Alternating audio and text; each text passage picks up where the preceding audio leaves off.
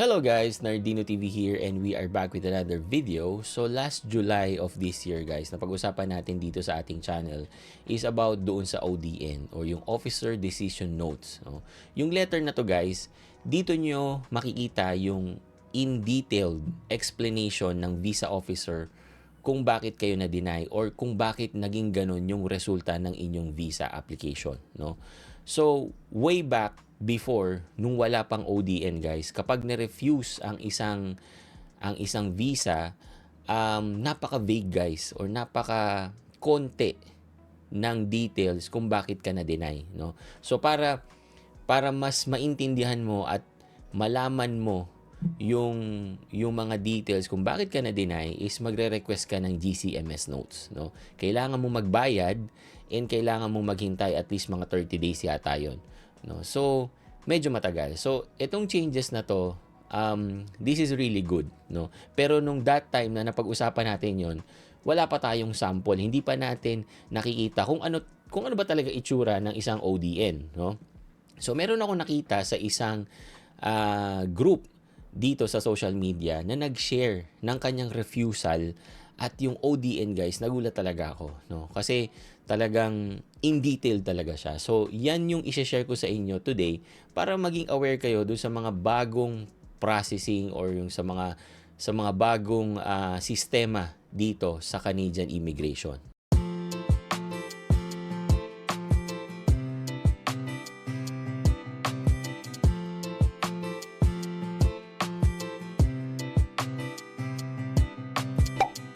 So bago yan guys, i-share ko muna sa inyo yung story nung nag-share.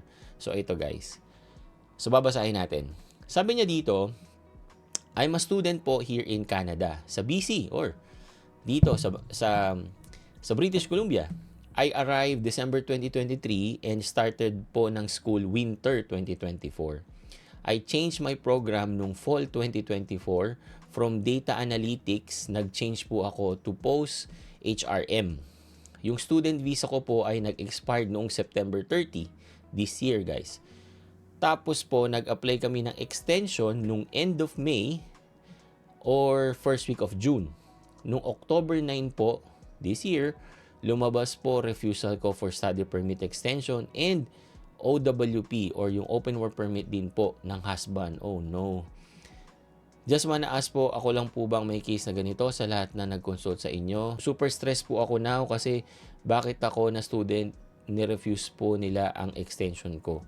Yung program ko po matatapos sana next year, December 2026. Ayan. So yan guys yung story nung na-refuse, no? So siya ay student visa tapos meron siyang kasama ang husband niya na naka-open work permit or yung spousal open work permit. Ganun yan guys, no? Kapag kayo ay student, no, kayo yung principal applicant. So, yung visa na meron ng inyong partner, naka-angkla yan doon guys. So, kailangan ma-maintain nyo yung student visa status nyo or else pati si spouse nyo mawawala ng status. Okay? So, babasahin naman natin ngayon guys yung ODN, no? Yung sabi ko nga sa inyo, nagulat ako plus natuwa ako, no? Hindi ako natuwa dahil dun sa na-refuse guys ha. Natuwa ako kung gaano yung effort na binibigay ng isang visa officer sa mga ganitong bagay, no? Kasi hindi ka na magwa-wonder or hindi ka na magtataka kung bakit ka na-refuse kasi nandoon na yung mga details na kailangan mong sagutin or kailangan mong isama kapag ikaw ay nag-reapply. Okay? So, basahin natin.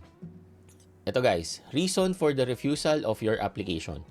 To help you understand why your application was refused, below are the Officer Decision Notes or ODN, specific to your application as they are displayed in IRCC system. These notes were entered by the officer who assessed and made the final decision on your application. Bullet number 1. The applicant, foreign national, entered Canada on 2023-12-12 or December 2023 as a student and was authorized to study until 2025 September. Marketing and Data Analytics Diploma Program at Okanagan College. According to the letter of acceptance, the applicant was expected to complete studies on June 2025. Currently, they are requesting an extension until 2026 December to study human resource management. After reviewing the information provided with the application, I noticed that the applicant did not disclose the completion of the initial program. Ayun, guys. Tayo na nag-a-apply ng student visa, required po yung SOP, no? Yung statement of purpose.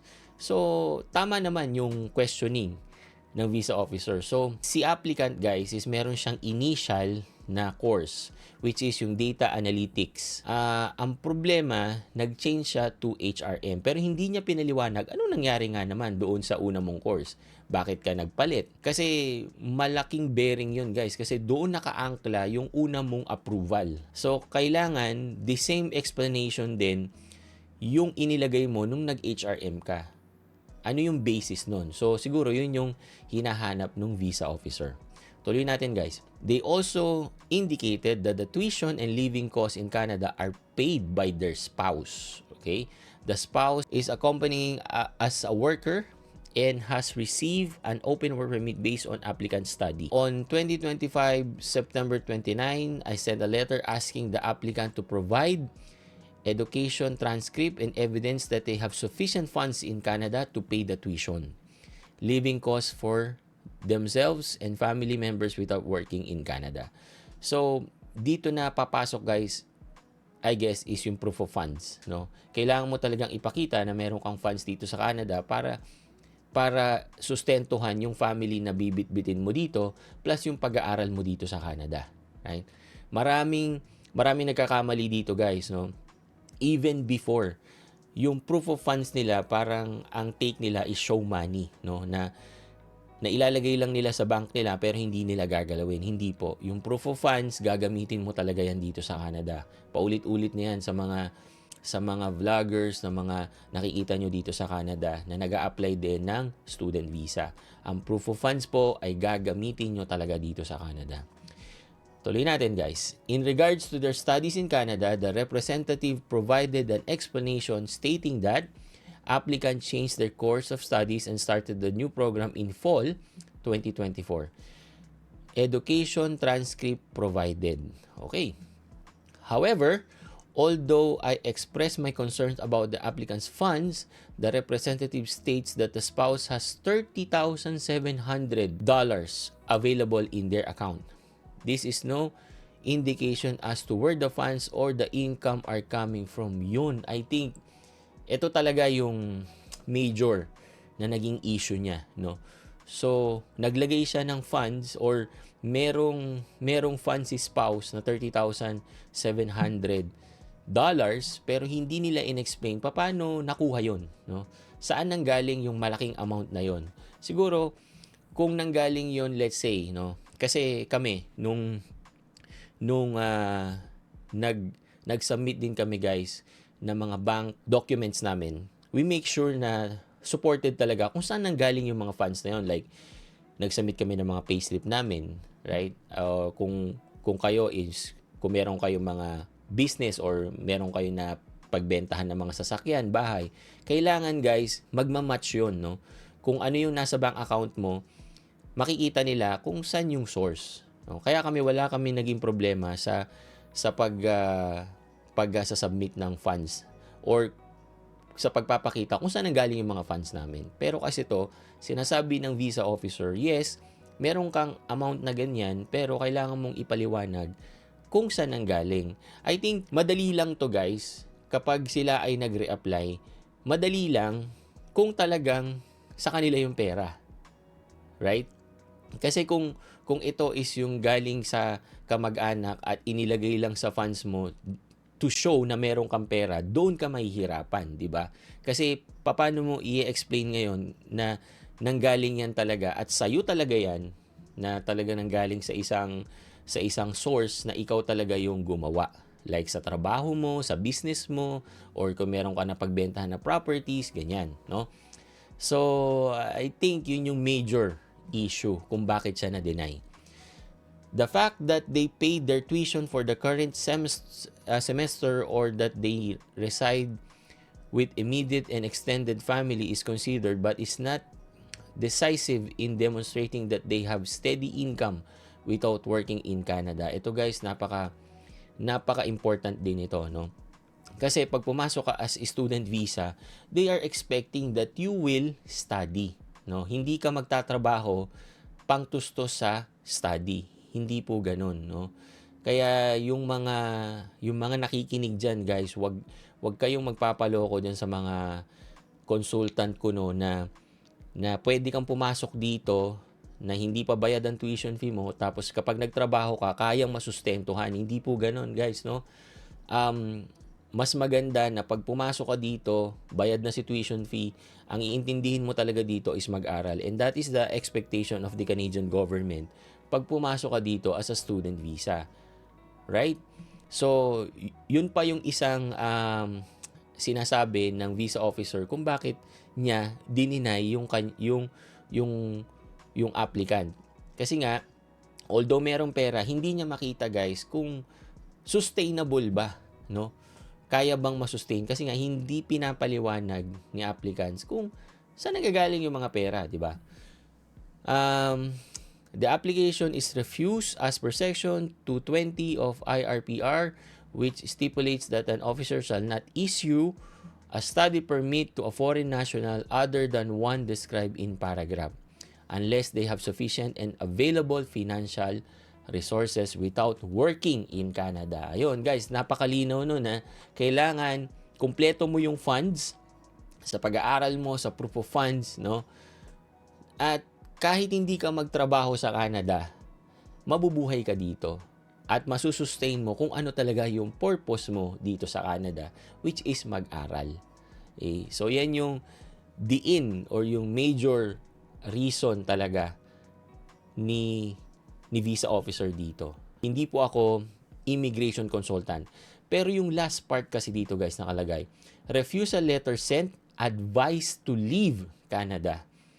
So, ang ibig ba sabihin nito, wala na siyang option to reapply while inside Canada, no? Kung may mga expert po na nakikinig, i-share nyo naman yung thoughts nyo para din makatulong, guys, no? Sa mga kababayan natin dito na merong pinagdadaanan na the same, no? Na sila ay na-refuse, pero kasi napaka-detail dito, advice to leave Canada. So, pag magre-reapply ba sila, kailangan outside of the country, no? Or hindi ba pwede na while nandito sila sa Canada is magre-reapply na sila, parang ganun, no? Again, may mga changes po kasi dito sa Canada na ang talaga makakasagot lang is yung mga legal, no? Yung talagang yan yung forte nila. So, sa mga nakikinig, guys, again, kung kayo ay meron kayong na-experience na katulad nito, ay highly advise, talk to the experts, no? At yung make sure na yung mga kakausapin nyo is talagang legitimate talaga na makapagbibigay sa inyo ng advice. Kasi this is something serious, no? At marami kasing mga parts dito na I think, no, may mga legality na kailangan yung maintindihan. I hope yung mga na-share natin dito is maging guide nyo rin, guys, dun sa mga nag-a-apply papunta dito sa Canada, no? Make sure na lahat ng i-disclose nyo is kaya nyong ipaliwanag and with supporting documents. Okay? So yun lang, guys. Thank you for watching and see you on my next video. Peace!